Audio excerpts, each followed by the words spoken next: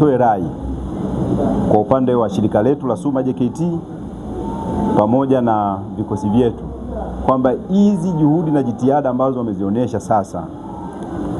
ziendelee, na huu mfano wa hivi ambavyo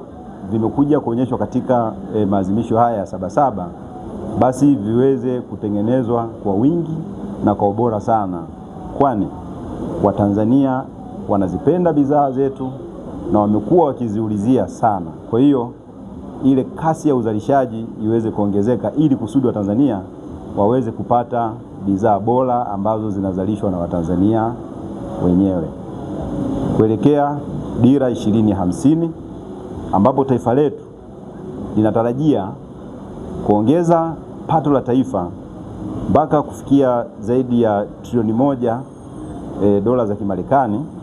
na pato la mtu mmoja mmoja dola 7,000 za Kimarekani. Ili kuweza kufikia malengo hayo,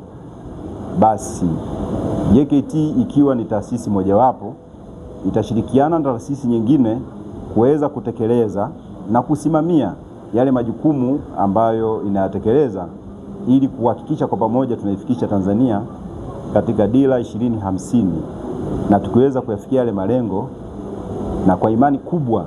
ambayo Rais wetu wa Jamhuri ya Muungano wa Tanzania na Amiri Jeshi Mkuu Daktari Samia Suluhu Hassan pamoja na serikali anayoiongoza mikakati walioiweka, lakini pia vile vile kwa fedha ambazo serikali hii imekuwa ikizitafuta na kizielekeza katika miradi ya maendeleo, basi na imani